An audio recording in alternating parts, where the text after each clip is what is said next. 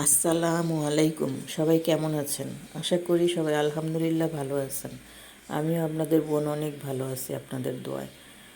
তো আপনাদের মাঝে নতুন আরেকটি ভিডিও নিয়ে চলে আসলাম। তো আজকে আপনাদের সাথে কিছু কথা শেয়ার করব। কথাগুলি অনেক গুরুত্বপূর্ণ। যারা যারা আত্মীয় স্বজনের সাথে আছেন তাদের জন্য আর কি কথাগুলো। তো যাই হোক, আমি যখন আগে ভিডিও ছাড়তাম তখন কিন্তু আমাদের একটা বাড়িতে নিজেদের একটা বাড়ি ছিল, ওই বাড়িতেই আমি ভিডিও করছি, ওই বাড়িতেই আমার চ্যানেল খোলা। তো আমার মেয়ে সবসময় আমার ওই ভিডিওগুলো চ্যানেল খুলে দিচ্ছে, এডিট করে দিত, সব কিছু করে দিত। তো এখন আমার আগের ভিডিও যারা দেখেছেন তারা হয়তো জানেন যে ভিডিওতে বলেছিলাম যে আমাদের এই বাড়িটা হয়তো থাকবে না, কিন্তু আজকে আপনাদের সাথে আমি শেয়ার করলাম যে ওই বাড়িটা আমাদের কিভাবে গেল, কিভাবে কি হলো। তো ওই বাড়িটা আমাদের মূলত আমাদের আত্মীয় স্বজনের কারণেই আমাদের এই বাড়িটা সেল করে দিতে হয়েছে। যারা গ্যাঞ্জাম করছে তারাই নিচ্ছে। তো যাই হোক, আমাদের বাড়িটা আমরা ওইখানে অনেক ছোটোবেলা থেকেই বড় হয়েছি।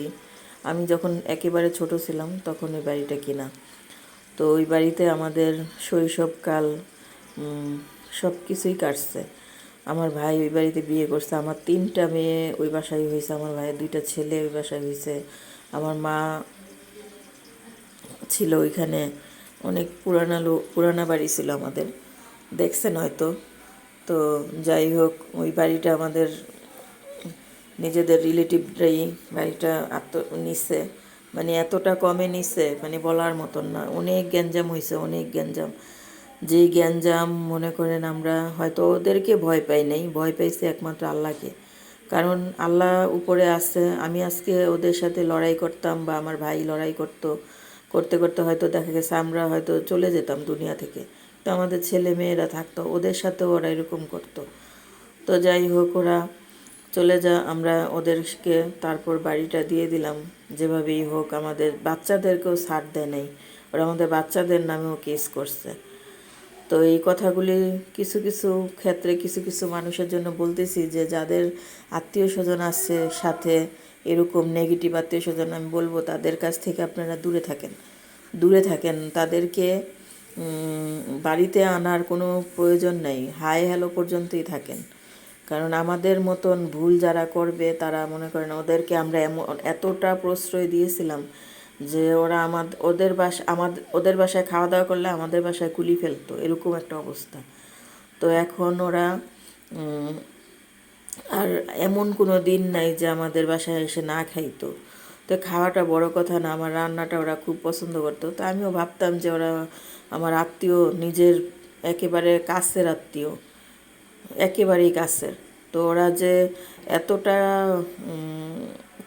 এতটা কাহিনী করবে বুঝতে পারিনি।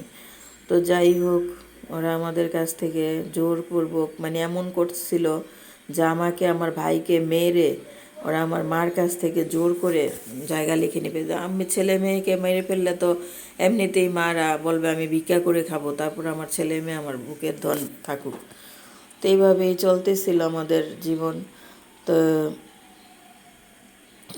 তো যাই হোক, আমরা কোনো রকমভাবে মানে ওদের সাথে, মানে আমরা যার কাছে যাইতাম ওরা তার কাছে পরে গিয়ে ওরা ঠিক সব কী জানি করতো জানি না, কিন্তু সবাই আবার আমাদের কাছে বলতো উল্টায় যেত গা, উল্টায় ওদের কথাই বলতো। তো যাই হোক, বিচার আচার অনেক কিছু হয়েছে, অনেক কিছু হয়েছে, মামলা মকদ্দমা অনেক কিছুই হয়েছে। পরে চিন্তা করলাম থাক, আমাদের জীবন তো চলেই যাবে, কিন্তু আমার ছেলে মেয়েদের জীবন আছে, ওরা কিভাবে চলবে।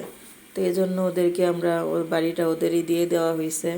যেই বাড়ি ছিল 1 কোটি টাকার উপরে, সেই বাড়ি ওরা আমাদের কাছ থেকে ঠকায়ে 80 লাখ টাকা দিয়ে নিছে, পুরা টাকা আমাদের ক্লিয়ারও করে নেই। তো যাই হোক, এইভাবে চলতেছিল। তো আমি সবার কাছে আমার এটাই প্রত্যাশা যে আমাদের মতন অবস্থা যাতে কারো না হয়। কারা খালাতো ভাই, মামাতো ভাই বোন, খালাতো ভাই বোন যেই হোক না কেন, যারা এরকম পাজি টাইপের, তাদের সাথে যতটা দূরে থাকা যায় অতটুক পর্যন্তই থাকা ভালো। তো আমরা হয়তো ভুল করছি, এই ভুল যেন কোনো মানুষ না করে, এটাই বলবো। আর আমাদের সাথে এতটুকু পারছে। আমার মা খালারা ছিল 6 বোন, তো 6 বোনের মধ্যে 6 জনই চলে গেছে, শুধু আমার মা একা ছিল। তা সেজন্য ওরা এতটা জঘন্যভাবে করতে পারছে। তো যাই হোক, করুক, ওদেরকে আল্লাহর উপর ছেড়ে দিয়ে ওদের দিয়ে দিছি, ওদের বিচার আল্লাহ তাআলা করবে।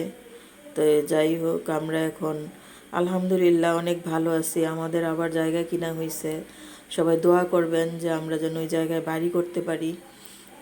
আমরা জায়গা কিনেছি, তা এখন 2টা ফ্ল্যাট নিয়েছি আলহামদুলিল্লাহ, আল্লাহর কাছে লাখ লাখ শুক্রিয়া। এখন আগের থেকে অনেক আলহামদুলিল্লাহ আলহামদুলিল্লাহ অনেক ভালো আছি। তো তো দোয়া করবেন সবাই, আমরা যাতে এরকম আত্মীয় স্বজনের কাছ থেকে আমরা দূরে থাকি আর কখনো তো। আলহামদুলিল্লাহ। আসসালামু আলাইকুম।